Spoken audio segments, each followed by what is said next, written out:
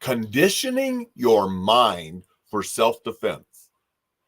That's what we're going to talk a little bit about today on Coffee with Alain. Thank you for joining me. I'm here today with a Spider-Man mug. Gotta love Spider-Man. Been one of my favorite Marvel superheroes forever.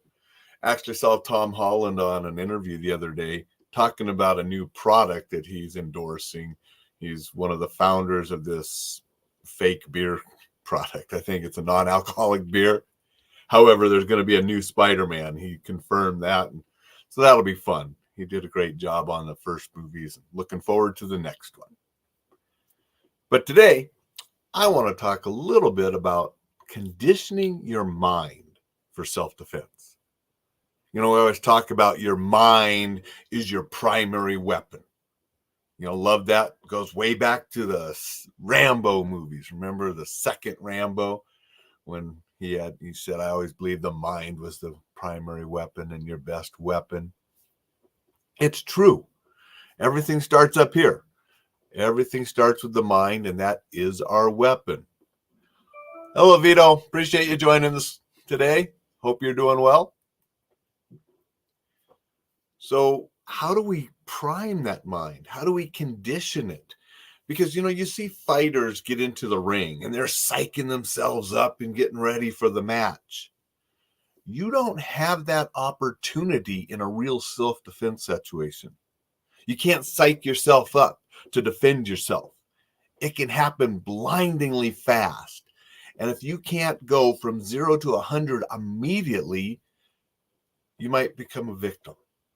So you have to have the mindset that if you are attacked, if someone chooses you, hopefully they won't because you're aware and you have all these other signals that you're a bad person to attack. You're a hard target. But if they do, and you have to defend yourself, you need to do it immediately. Now, one of the ways you can get that mindset is to watch the news or read about actual attacks and violent situations, and then put yourself into that situation and think about what you would do to keep yourself, your loved ones safe, how you would attack back, how you would escape. Learn from what people did successfully and what they failed at doing to make yourself better. Because under extreme stress, we lose the ability to think things through. And it's tough to figure things out under that stress. So we want to do it in a situation where we have the time to do it. We can just think and we can work things out and come up with that plan. And that way, under stress, we have something to go to. A friend of mine, Ben, who I used to teach active shooter response classes with when we were on the Safari Land team, he used to say, you have a computer and it's looking for the file and the file's not found, the little thing's just circling, and then you get the message, file not found. Our brain is similar to that. And so under that extreme stress, our brain can't find a file, and it says, and that's we start freezing. We don't know how to respond. But if you have a plan and you've gone through the scenarios and you've thought about it, you've acted it out, you're putting the files in your brain. So under that extreme stress, your brain has something to find. Now, the situation might not be identical to what you rehearsed, to what you trained for, to what you visualized, but it can be close enough that your response can get you through it and get you home safely. Want to say good morning to Jay and Vicky. They're here. Appreciate you guys showing up and saying hi. Want to say good morning to Dixon. Dixon's here. Dixon says, I'm confused. The first Rambo movie was the second film. That's true. But Rambo, the one where he went to Vietnam, that's the one where he said the mind is your most important weapon, when they're giving him all these tools to go back to Vietnam to look for the guys. And then he loses most of the stuff with the mishap that happens with the aircraft. But anyway, We'll get back to the mind. We got to condition that mind.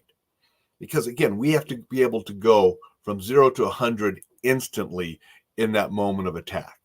And that's regardless if you have a self-defense tool such as Reflex Protect or something else, or if you're going hands-on. You need to be able to use it right away.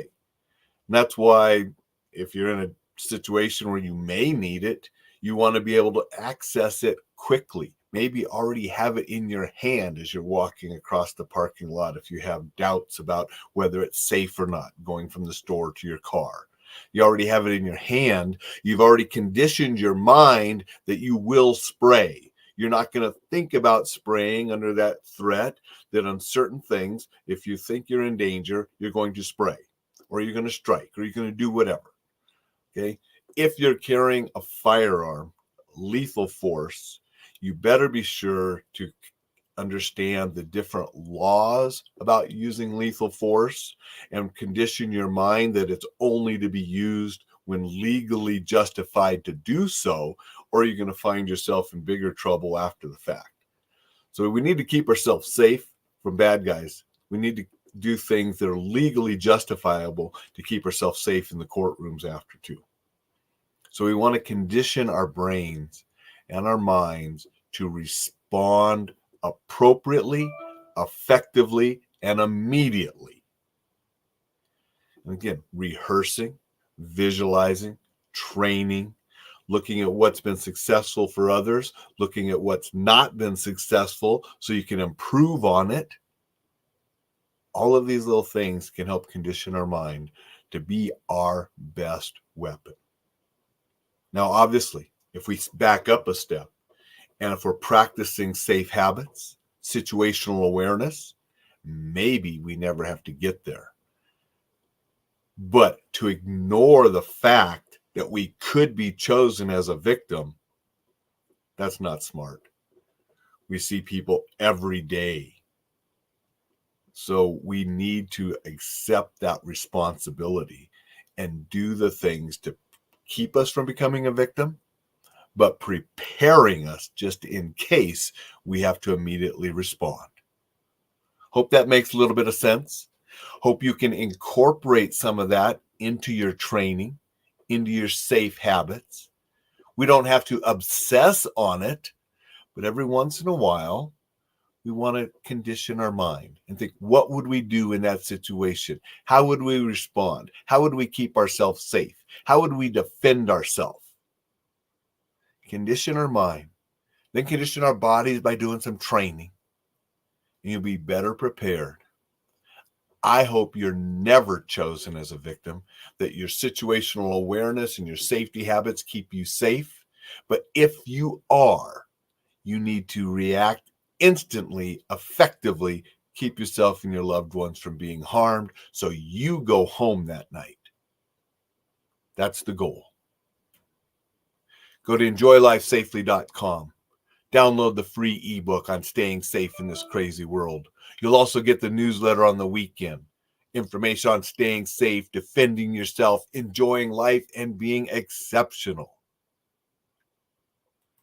Dixon says, very important advice about the use of lethal force, whether via firearm or something else. Especially in today's world, you will be videoed, you will be recorded, you will most likely find yourself facing law enforcement officers, insurance companies, lawyers, juries, judges, if you defend yourself. And you want to make sure you do everything right. You comply with the law as well as keeping yourself safe so you're protected from everything that could harm you and your family, which is not just the bad guy. It can be the legal system as well if you go beyond what you're legally justified to do. So we want to protect ourselves from everything. That's very true, Dixon. Get that newsletter and free ebook at enjoylifesafely.com. There to help you stay safe, defend yourself if you have to. Appreciate everybody that watches, listens, comments, listens to the podcast. I want all of you to stay safe and enjoy life. Make it a terrific Tuesday. We'll see you tomorrow.